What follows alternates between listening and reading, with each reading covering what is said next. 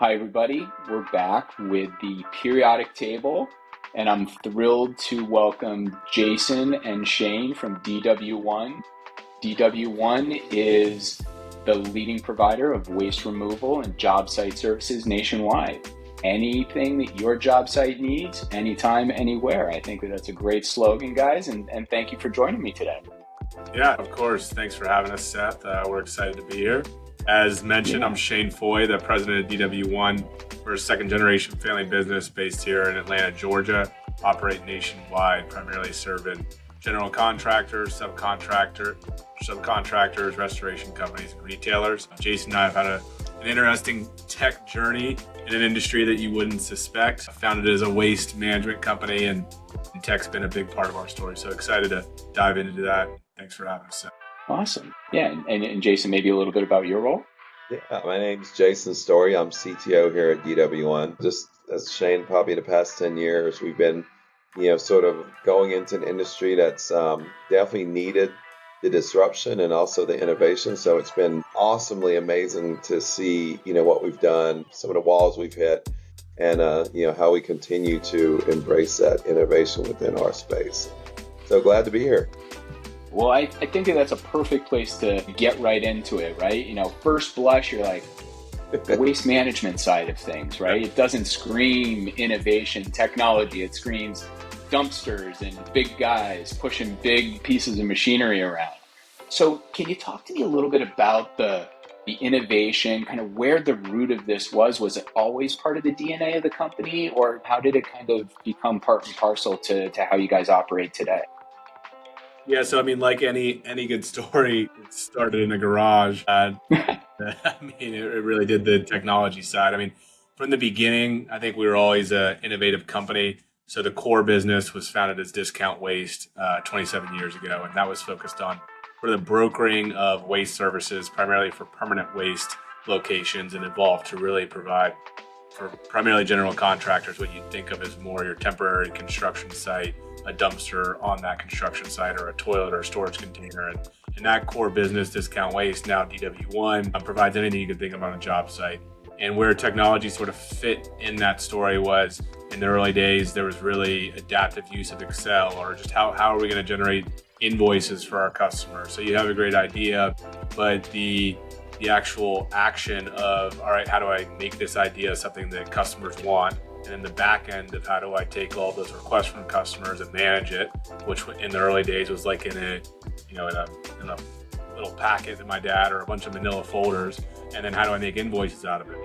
And then we graduated to a legacy software of about 15 years, and it was a leading software in the waste management space and written in VB6. Okay. And it was a good fit for us for a time period. And then as we continued to evolve and add additional service offerings, we really sort of outgrew it. And at that time, Jason and my dad were in the garage, and Jason was helping my dad with a Jeep because he can't change a light. And jokingly said, all right, we can build your own ERP for you in about 3 months, and years later. Right, yeah. What's that, under promise, over deliver, something like that? Oh my gosh. Yeah, it's one of those stories. It's like, I come from ERP backgrounds like SAP and the Microsoft side. So we were talking, and Ed was like, hey, we need this. We're getting all these crazy quotes. Well, I'm like, I'll take a look at it. So I go in the office. I look at a couple of screens. I see that's VB6. I'm like, this can't be that complex. And as soon as I opened up the lid, there was a dragon underneath. Yeah. But we committed to it. And years later, it was, it's one of those things where it's more of a slow compounding. Like the things that we've hit along our timelines, and we were selling it to haulers. So we had feedback coming into it when we finally got it going. And then we were doing it internally as a broker view. Those different lenses of needs really had us like just popping and growing and stuff. But the thing is, Shane and I were pretty much doing the whole amount of the work. He was coming up with the ideas. I'm in the background sort of coding it, and sometimes right before the night we did a demo, the new feature appeared. Right. Magic, the elves. To the pants. And it was Yes. operational friction. I think that's still like a component that we think about today as a company. what we provide to our end client is incredible customer service, responsiveness, reliability. But to be able to do that, we have to have a team here internally that operates and is cohesive. And I think that's where technology being is a tool, and where it can come in, it can also cause additional operational friction. So that legacy software was doing that. And so it was really causing a huge limitation for us. So it was forced on us that we needed something new. But it sounded like that friction actually was the push that kind of prompted you to get up and go. And I think that, we're in this moment of AI, everything. And there's a lot of organizations that sit in similar kind of industries that you all kind of call home. And I hear a lot like, oh, well, we'll just wait, for the, what happens in the next 6 months. And is it just that they're not feeling enough friction? Like, what do you think is the reluctance to move forward? I mean, it's cost. There is definitely cost associated with it, right? You have to, if you truly believe that what you can do is going to be innovative, you can't just snap your fingers and it's done. I mean, the AI part has helped us along, but having a clear vision from your business and then using that technology, different ways of using that to get in. But I think a lot of it really comes down to cost. Development's always been expensive, and some people, they'll go and buy prepackaged software, just like Discount Waste did at the time, thinking that's the best of breed, but you're living in a box, right? Nowadays, there's no walls. We built what we've done. We've been able to build headless sort of all along, but create great user experiences. And then as we evolve, we were the first web solution in our entire industry. But now we're probably the true first. I think we're going to be our next first coming up with agentic platforms and stuff like that. So it keeps you on your toes, it keeps you exciting, but it does take somebody at the top that really fights for it. And Shane, if you look at that over the time, he really had to push, again, with his dad and the other executive team. This is what we should be doing. These are things that really would differentiate us. And I think that's why we're here today, being so successful and continue to be so innovative.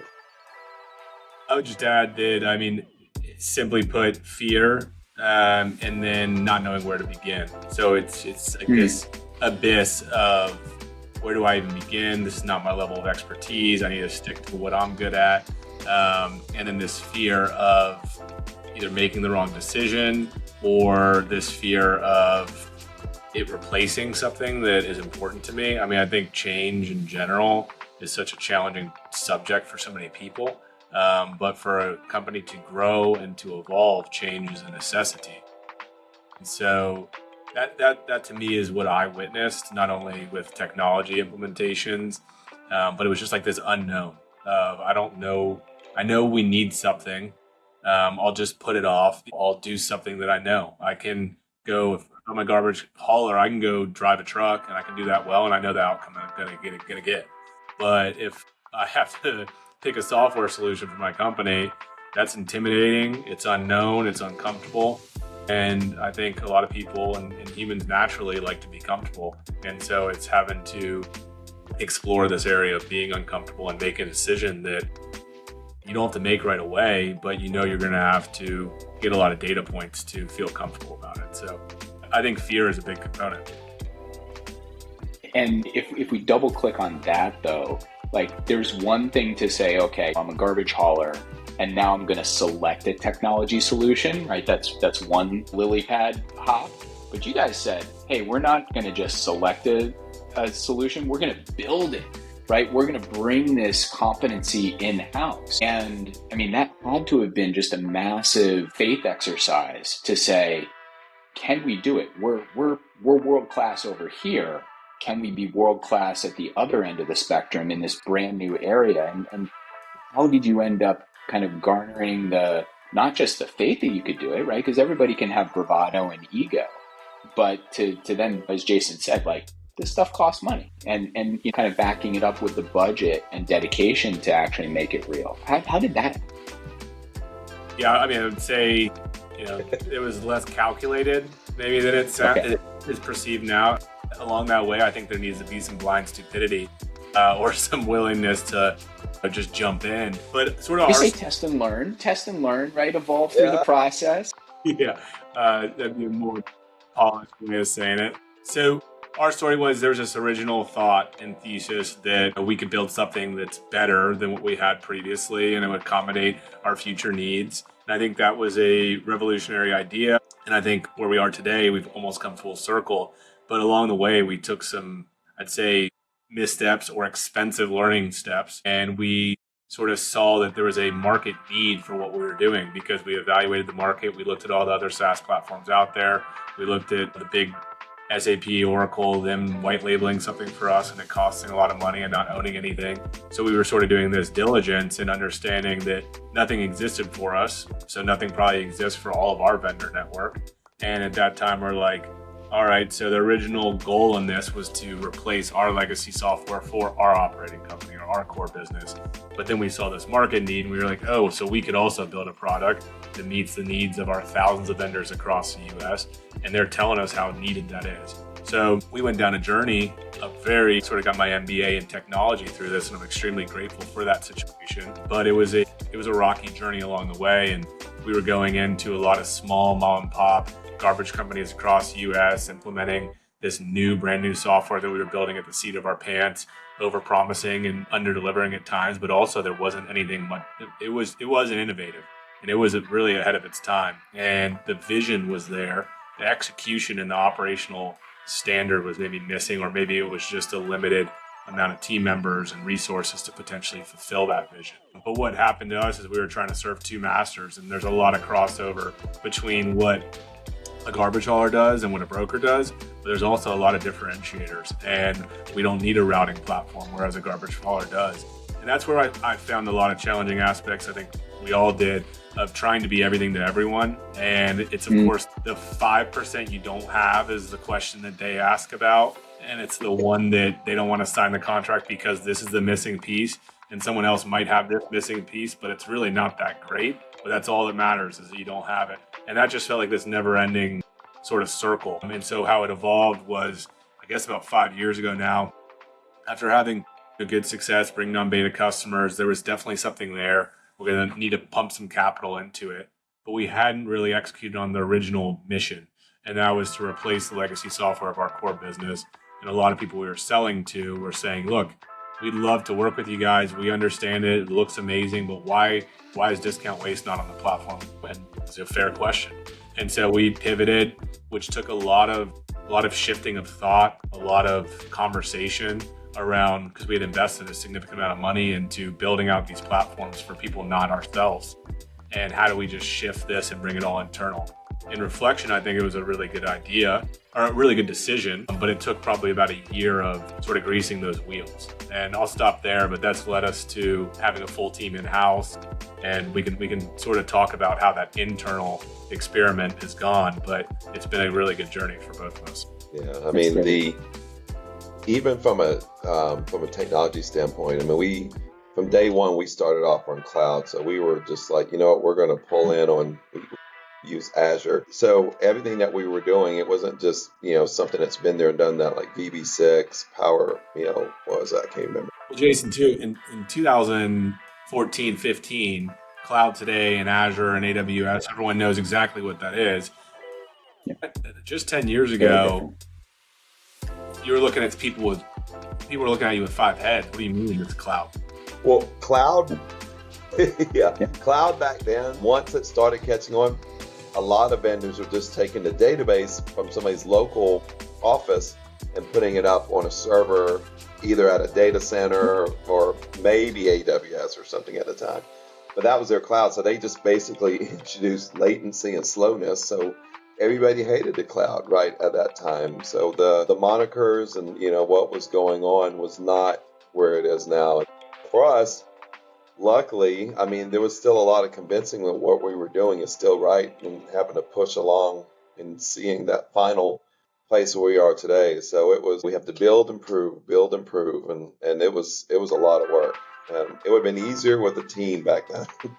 It would have been easier if we would have started that journey 10 years instead of 5 years in, because DW1 had 4x. And so now you have even more data on this old platform and more offerings, and it's a bigger company. And so that implementation is, X is hard. So it was, I'm so grateful for the experience. And I mean, it's really clear that we are privileged to be in the scenario that we are, because we have a core business that generates cash flow, that has a great team, that's providing an incredible service to the end customer.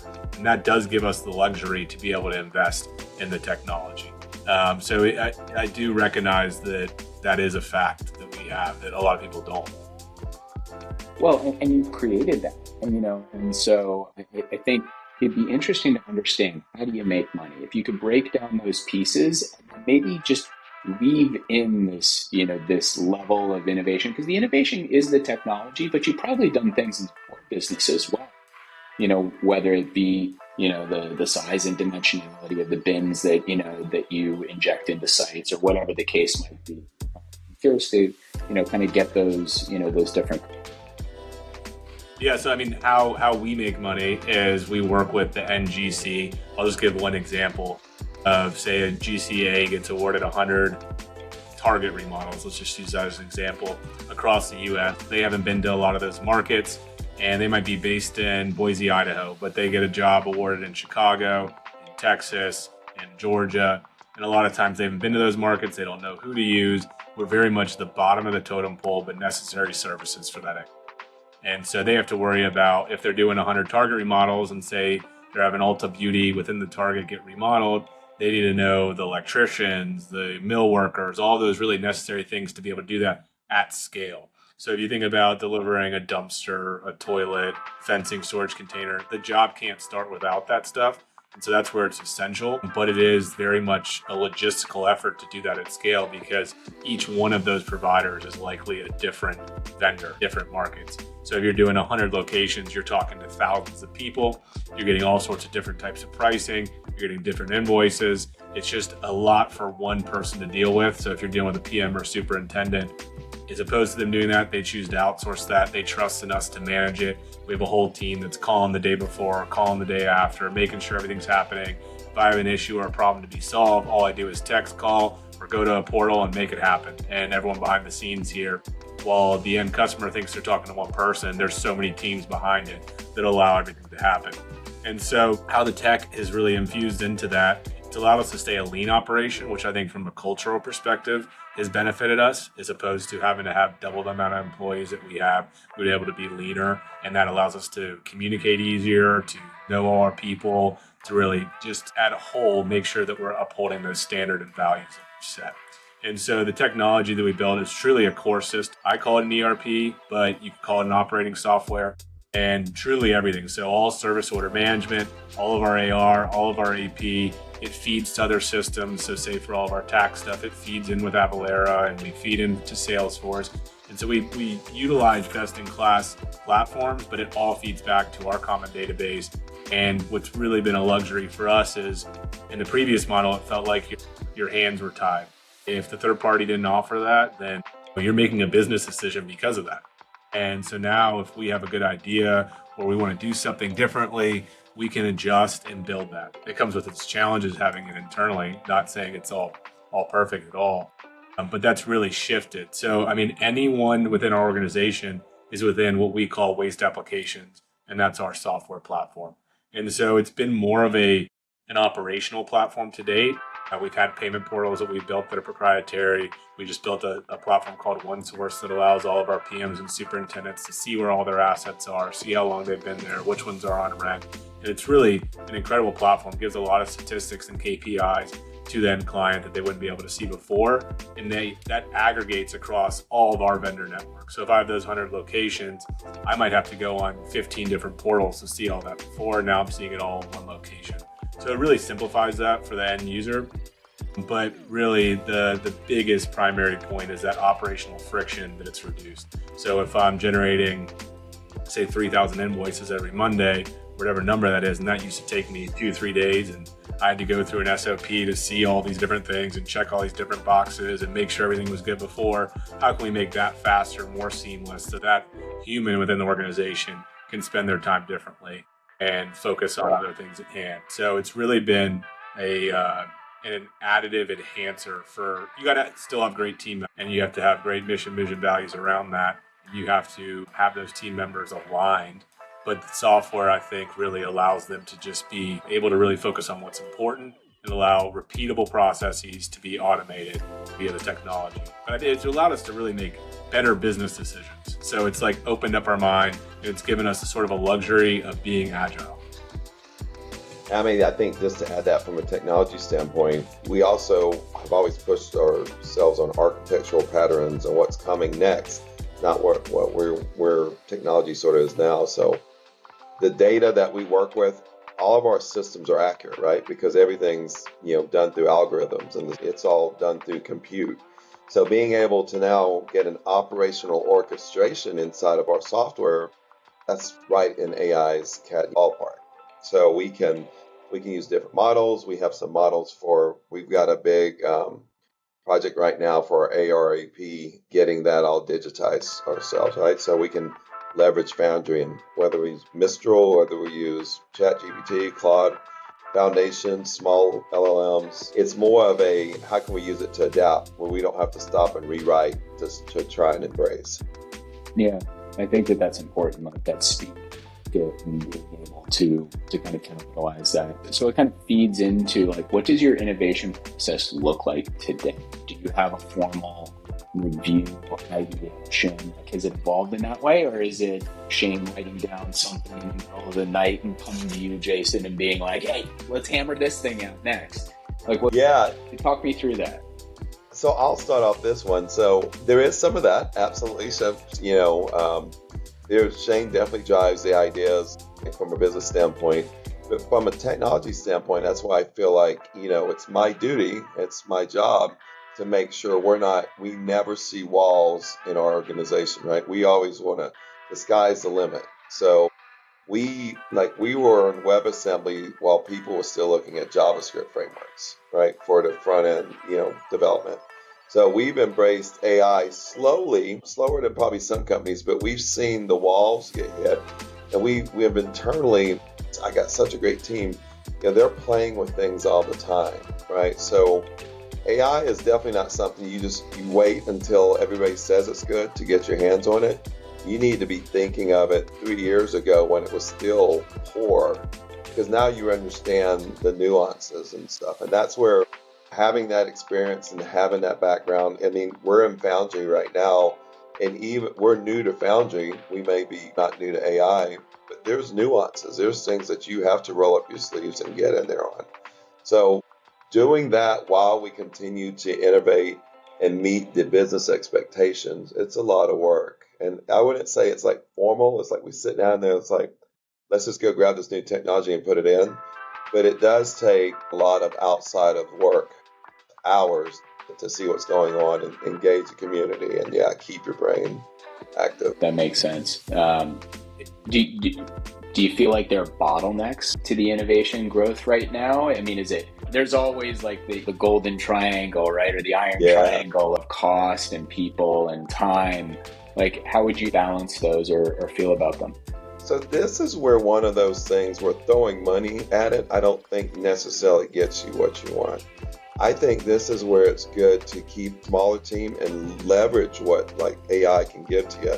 But I think that's where it's good to have discussions with experts and stay tight with people in the industry to see what they're doing and sort of like talk with them about it and have maybe a close group of peers that you work with, so that way you can bounce ideas back and forth with. Because it's a lot cheaper to do things on the front side, set it up and do it right than it is to try to adjust. But with AI, you can do scenarios, and we do more proof of concepts now than we've ever done. And that lets us get our hands in there and sort of see, where do the wheels fall off. Yeah, I'd say in the earlier years, adoption is a really challenging part, and to really understand the purpose behind doing things, because especially when you're talking, and I don't have a technology background, but can definitely sort of understand that ecosystem a lot more after 10 years of really being in it and building something. But I think it's easy for technologists or people that are around that regularly to get accustomed to that and take it for granted. So when you're talking to business owners, you almost expect them to understand what you're trying to build. And that was like a challenging part for us is I think in the early days, maybe I was craving a little bit more visionary innovators, but then I maybe come around to realizing maybe you don't need that many of those. I mean, ideas, it comes down to prioritization. And so that's probably our biggest roadblock. If I had to pick anything, it's just that prioritization. There's so many great ideas.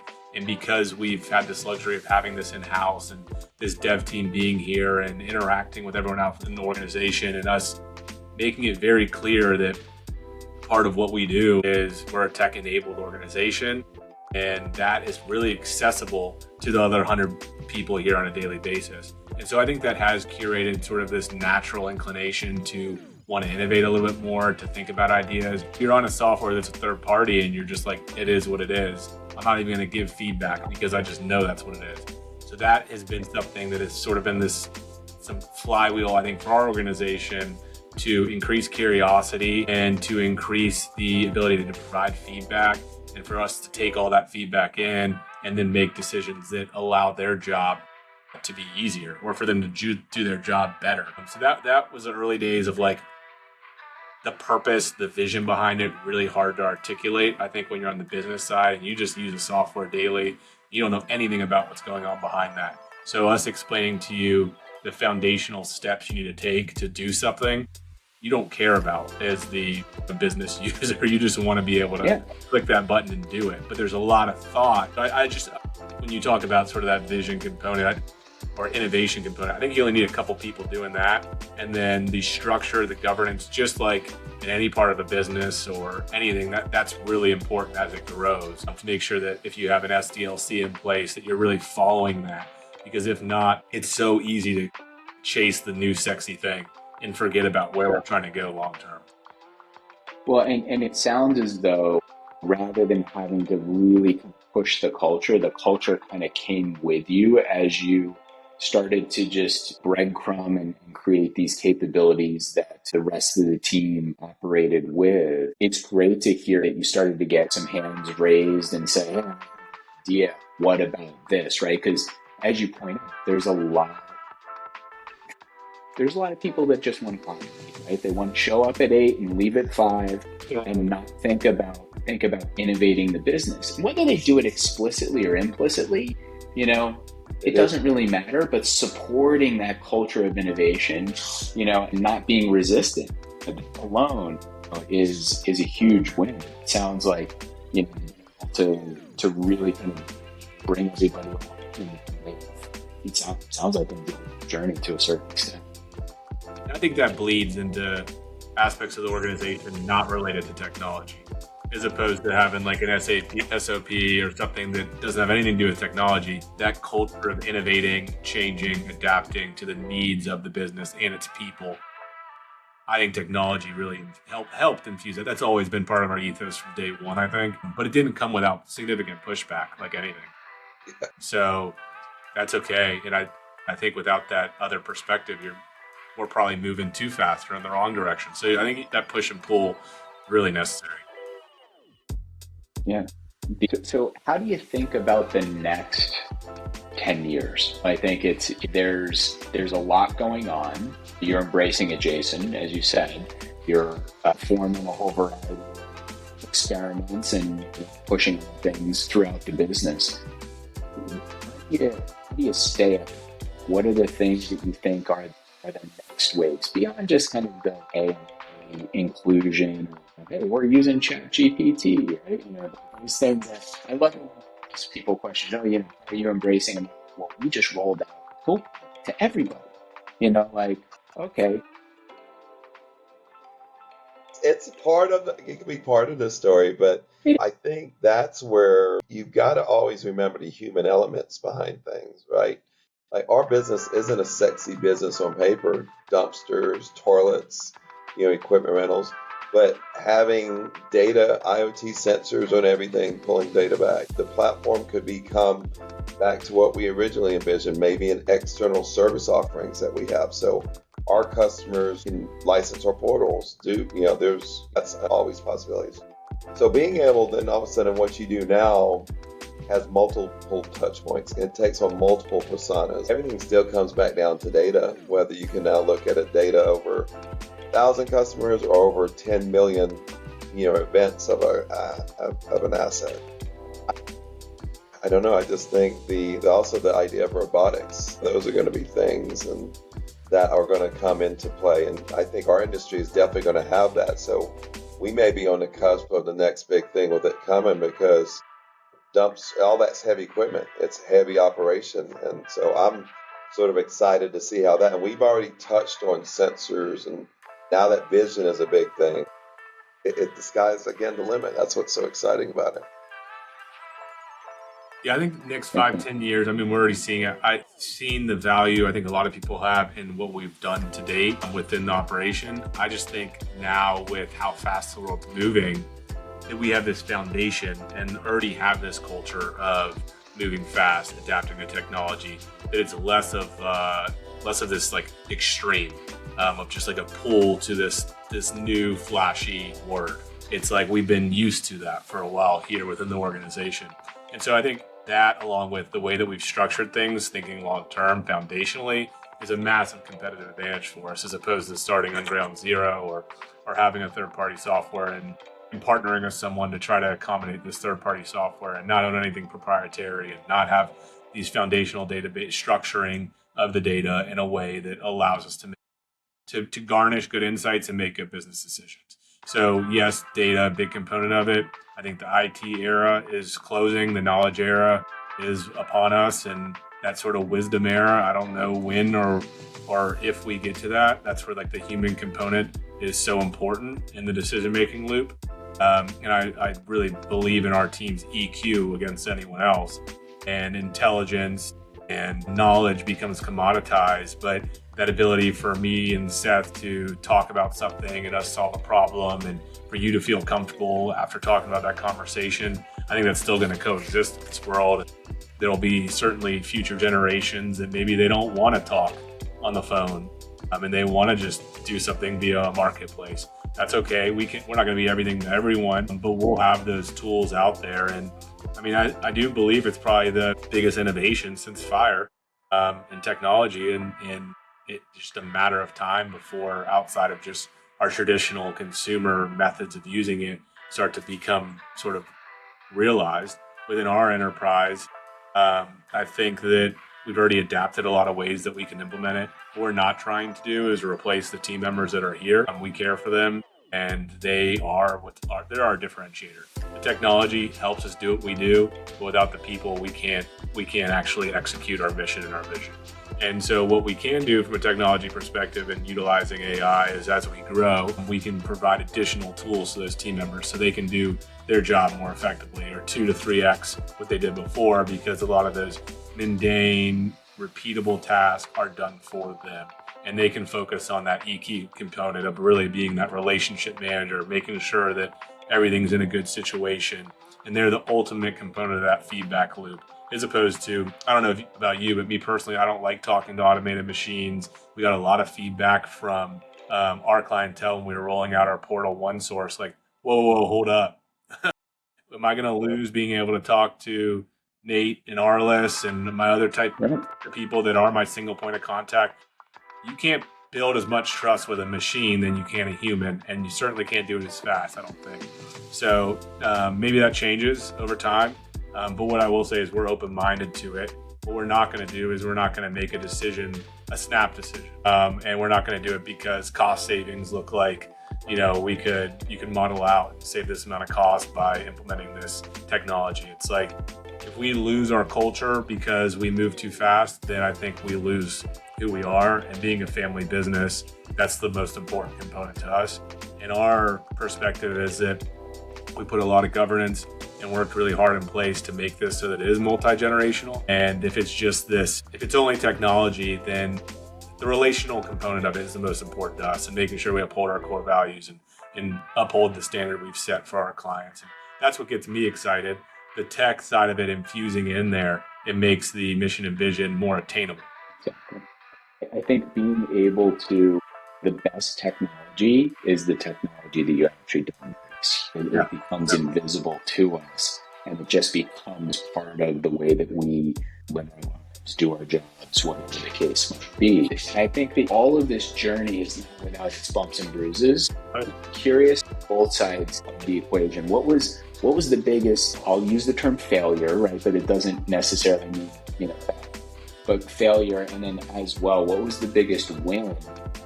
Kind of how did they come about, and how did you, either celebrate it or adjust?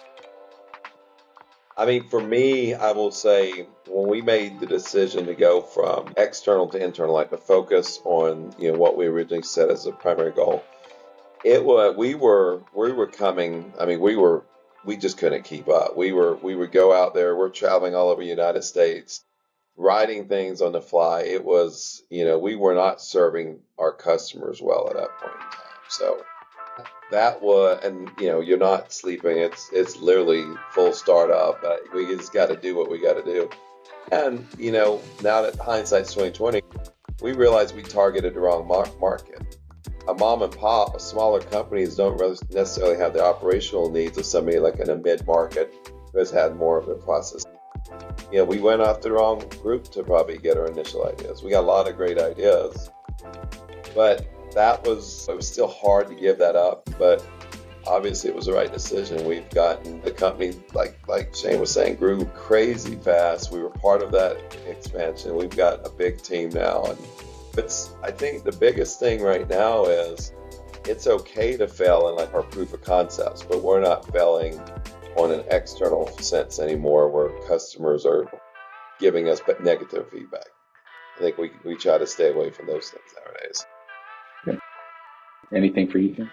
Yeah, I mean, look, the operating software, it's great in my eyes, but if you ask, the 100 users here, they could pin out 100 plus things they would do differently. And so it's a constant game of improvement, and how can we do better and better and better. And that's where that prioritization comes into a really big challenge with a good, amazing team, but a relatively small team for our ambitions. If we were just maintaining the new software that we built, then we could have that team and we could be maintaining that and making sure that it works really well. But that's not how we operate. We're innovators, we're builders. We want to make it world class in what we do. And that was always our approach from day one, that Jason's motto is world domination. He wants to take over the world. My channel to call that. Why not? Yeah.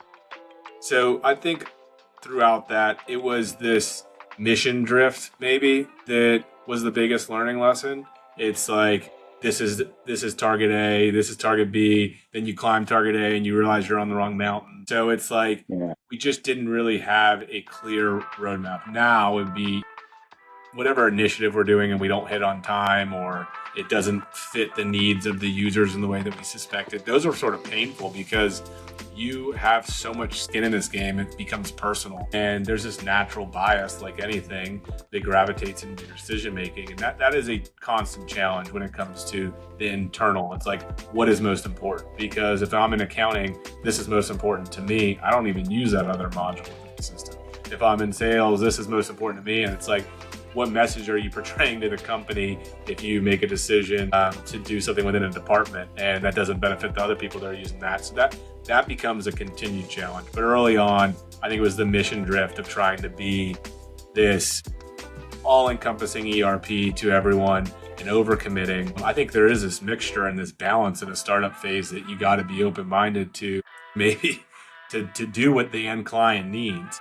And you got to start somewhere. But at the same time, we can't be everything. And so that was a really good learning experience. And it's not everything fits the same mold. So while there was a ton of crossover, as I mentioned, between what we do and a garbage hauler does, there's also a lot of differentiators. And so us trying to make this unicorn software that's perfect for both ended up hurting both. And so that's where we had to shift and be really clear on what is the mission here. And we understand the mission here. It's build a software internally that reduces operational friction, that allows each team member here to succeed in their role. But before, it was that along with, we just need to implement something and get off of this thing because it's a dying dinosaur. And we want to build the best possible thing for a garbage hauler. There's just too much going on and we're chasing our tail. But then with the biggest success, that day that it sort of just happened and you don't even realize it, that you're no longer even looking at the old software and you're on your own, that you fully own, that you fully built, that his other people are running on a daily basis, and you walk by and you see it on their screen, and it doesn't really even like snap. You don't even like really think about it because you're so focused on what's next. And it's a thankless, I mean, technology in general is pretty thankless because people think it's a lot simpler than what it is.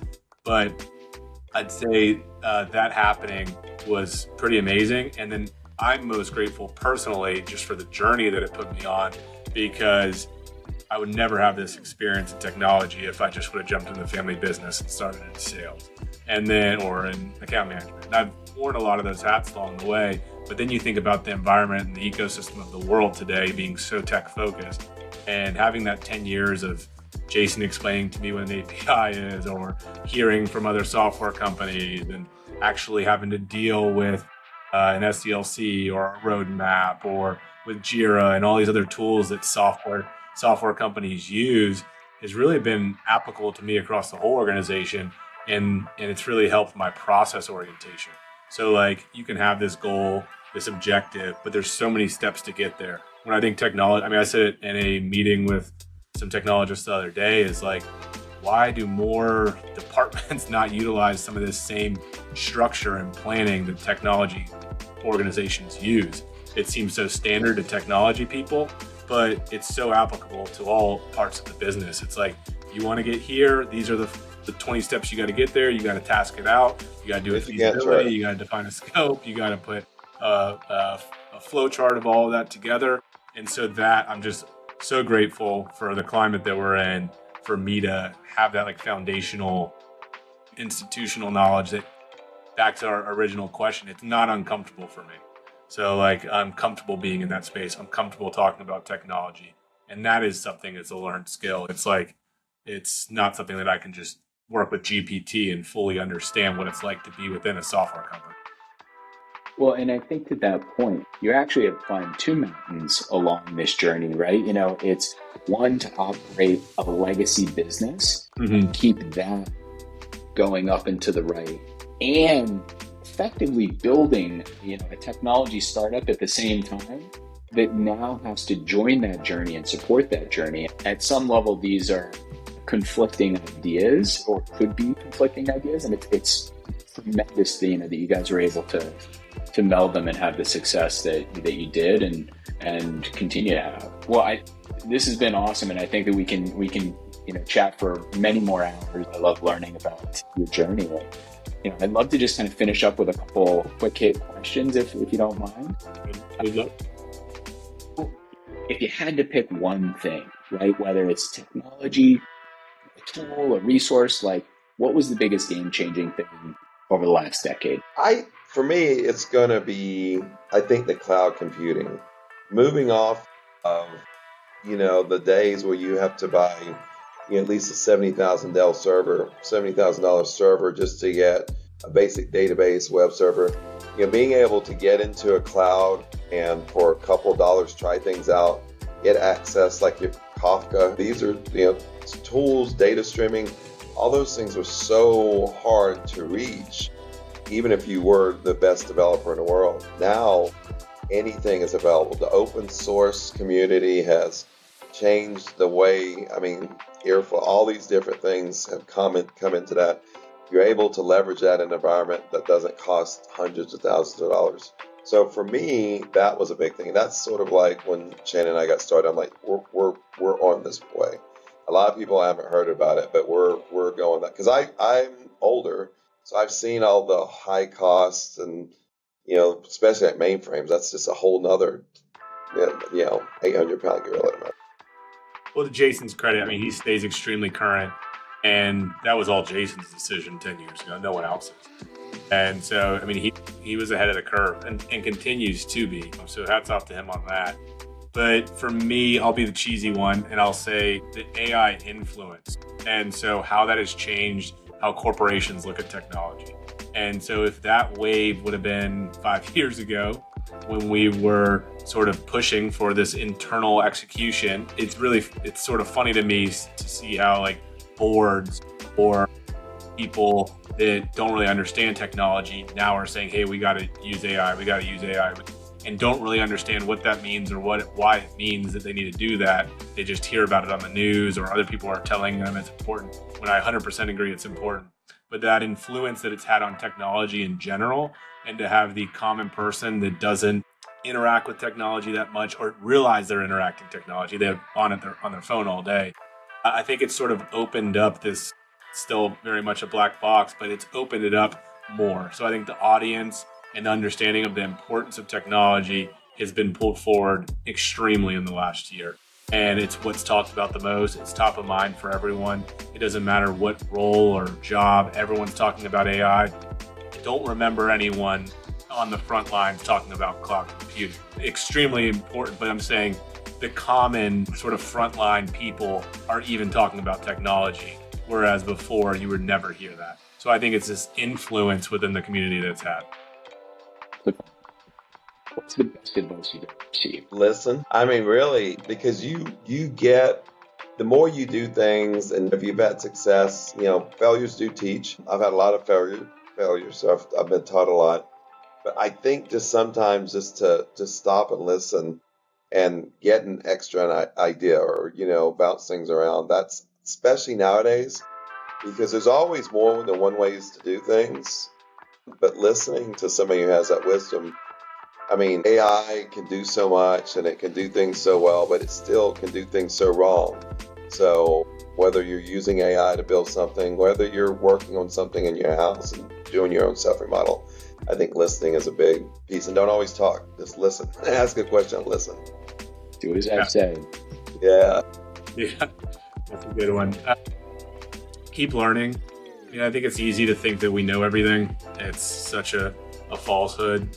So to always, not only in your industry, so there, someone would tell me, yeah, you can learn from people that are doing the same thing as you. But what I've found learning from is those that are doing stuff in completely different industries. And then you'll find like the DNA within that is so similar to what you're doing. And those learnings are then implementable. So just keep learning. And then secondly, be a present father. I just think it's so easy to get caught up in, there's an excuse to go to a dinner every night or to make a justification in your head for, I do this for the business. And then you live in a lot of regrets. So there's been great advice from people that are much older than me, that are now have children that are much older, that, hey, I wish that I would have been more present during that time period. Yeah, we can often get caught up in what we're doing and not focus on, some of these other very important parts of our world. Well, gentlemen, I really appreciate you taking the time. I think this was super, super informative. I learned a lot, during this last hour. And, I look forward to sharing some more about your journey, because you guys are definitely kicking ass. And I think it's exciting to see the way that you're evolving the industry and leading the industry. So thank you for taking the time. Thank you, everybody, for tuning in, and we'll talk soon. Amazing. Yeah, thanks for the time. Thank you, Sam. Can I ask you one question, though? Please. I like this concept of like sovereign AI and the self-growing independent component of it.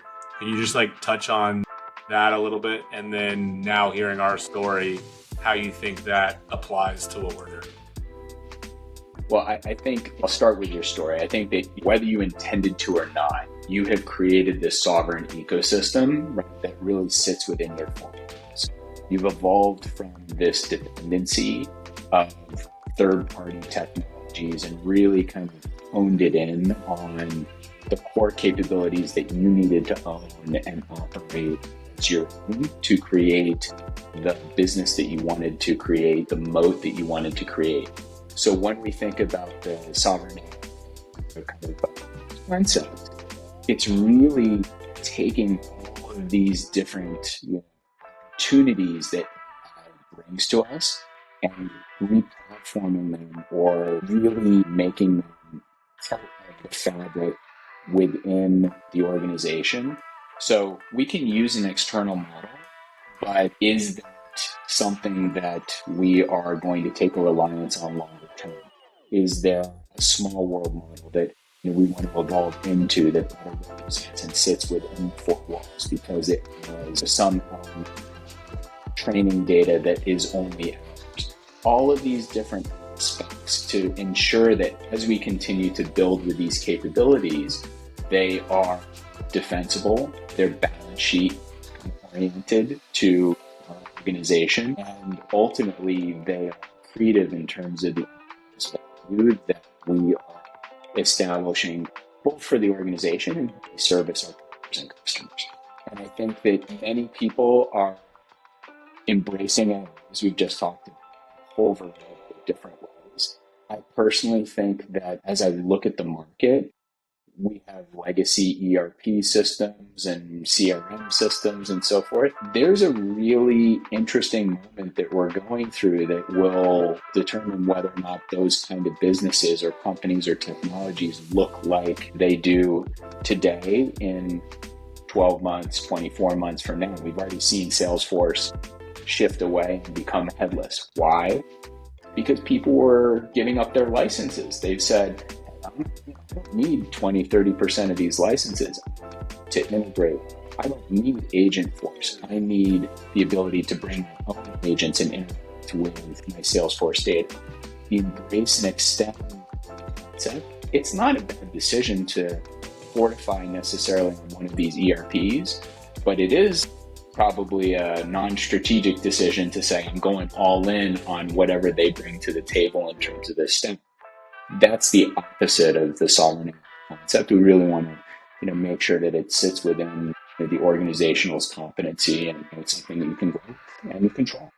I think that was extremely well said and makes me think of so what would you, knowing our story, say that you think we're not thinking?